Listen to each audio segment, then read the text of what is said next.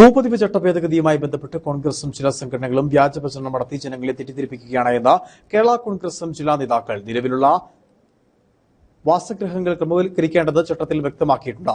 വീടുകളോടനുബന്ധിച്ചുള്ള home stay, ചെറുകിട വാണിജ്യ പ്രവർത്തനങ്ങൾ നടത്തുന്നവ എന്നിവ മാത്രമാണ് 50 രൂപ അപേക്ഷാ ഫീസ് അടച്ച് ക്രമവൽക്കരിക്കേണ്ടത്.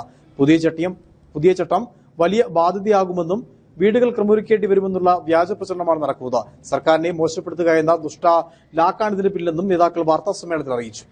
വീടുകൾ ക്രമവൽക്കരിക്കാൻ അപേക്ഷാ ഫീസും മുദ്രപത്ര വിലയും അടയ്ക്കേണ്ടി വരുമെന്നുള്ള കുപ്രചരണങ്ങളാണ് കോൺഗ്രസ് അടക്കമുള്ള പാർട്ടികൾ നടത്തിക്കൊണ്ടിരിക്കുന്നത്. നിലവിലുള്ള വാസഗൃഹങ്ങൾ ക്രമവൽക്കരിക്കേണ്ടെന്ന ചട്ടത്തിൽ വ്യക്തമാക്കിയിട്ടുണ്ട്. വീടുകളോട് അനുബന്ധിച്ചുള്ള നിർമ്മാണങ്ങൾക്ക് മാത്രമാണ് 50 രൂപ അപേക്ഷാ ഫീസ് അടച്ച് ക്രമവൽക്കരിക്കേണ്ടത്. മന്ത്രിസഭ അംഗീകരിച്ച നിയമസഭാ സബ്ജക്ട് കമ്മിറ്റിയുടെ പരിഗണനയുള്ള ചട്ട രൂപീകരണ നടപടികളിൽ ഇനിയും തിരുത്തലുകൾക്ക് അവസരമുണ്ടെന്നിരിക്കെയാണ് ജനങ്ങളെ തെറ്റിദ്ധരിപ്പിക്കാൻ സംഘടിത ശ്രമം നടക്കുന്നത്. 1964 റൂൾ അനുസരിച്ച് പതിച്ചു നൽകിയ ഭൂമിയിൽ ചട്ടലംഘനം നടത്തി വാണിജ്യ ആവശ്യത്തിനായി കെട്ടിടം നിർമ്മിച്ചിട്ടുള്ളതിനാൽ അത്തരം ഭൂമിയുടെ പട്ടയം റദ്ദാക്കി കെട്ടിടങ്ങൾ സർക്കാർ ഏറ്റെടുക്കണമെന്നാവശ്യപ്പെട്ട് വിജിലൻസിനെയും കോടതിയെയും സമീപിച്ചത് ജില്ലയിലെ കോൺഗ്രസ് നേതാക്കളാണ്. ഭൂപതിവ് ചട്ടങ്ങൾക്ക് വിരുദ്ധമായി വാണിജ്യ ആവശ്യത്തിന് കെട്ടിടങ്ങൾ നിർമ്മിച്ചതിന് സർക്കാർ നിരോധനമില്ലാതിരുന്നപ്പോൾ യൂത്ത് കോൺഗ്രസ് മുൻ ജില്ലാ പ്രസിഡന്റ് പരാതിയെ തുടർന്ന് ആദ്യമായി പള്ളിവാസ വില്ലേജിലെ ഒരു ഏക്കർ വസ്തുവിന്റെ പട്ടയം റദ്ദാക്കുകയും സർക്കാർ ഏറ്റെടുക്കുകയും ചെയ്ത സാഹചര്യമുണ്ടായി. മൂന്നാറിലെ 8 വില്ലേജുകളിൽ ഒതുങ്ങുന്ന നിരക്ഷാപ സാക്ഷ്യപത്രത്തെ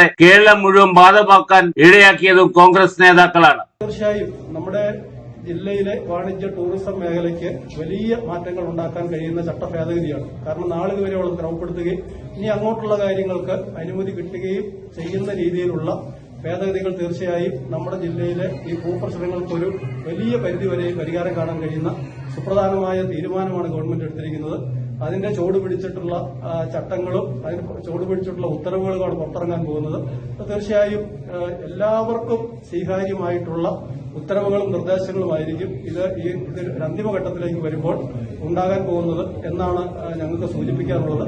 അപ്പോൾ അതിനെതിരെ, കാരണം അതിന്റെ ഒരു നേട്ടം LDFനും LDF ഗവൺമെന്റിനും ഉണ്ടാവരുത് എന്നുള്ളത് കൊണ്ടാണ് ഇതിനെതിരെ വ്യാപകമായി ഇപ്പോൾ ഈ പ്രചരണം നടത്തിക്കൊണ്ട് ഗവൺമെന്റിനെ അപകീർത്തിപ്പെടുത്താൻ വേണ്ടിയുള്ള വലിയ പരിശ്രമങ്ങൾ ഒരു ഭാഗത്ത് നടക്കുന്നു എന്നുള്ള നിയമം ഭേദഗതി ചെയ്യാതെ ചട്ടം ഭേദഗതി ചെയ്യാനാവില്ലെന്ന നിയമോപദേശം ലഭിച്ചതോടെയാണ് നിയമ ഭേദഗതിയും തുടർന്ന് ചട്ട രൂപീകരണവും സർക്കാർ നടത്തിയത്. ഇതിനു മുൻകൈയെടുത്ത സർക്കാരിനെയും മന്ത്രി റോഷി അഗസ്റ്റിനെയും അപകീർത്തിപ്പെടുത്താനുള്ള ശ്രമങ്ങൾ ശക്തമായി പ്രതിരോധിക്കുമെന്നും കേരള കോൺഗ്രസ് എം ജില്ലാ പ്രസിഡന്റ് ജോസ് പാലത്തിനാൽ, ജില്ലാ പഞ്ചായത്ത് പ്രസിഡന്റ് രാരിച്ചൻ നീലനംകുന്നേൽ, മനോജ് എം തോമസ്, റെജി കുന്നംകോട്ട്, ജിൻസൺ വർക്കി, ഷാജി കൂത്തോടി, ബിജു വാഴപ്പാടി എന്നിവർ വാർത്താ സമ്മേളനത്തിൽ പറഞ്ഞു. Idukki vision news, Kattappana.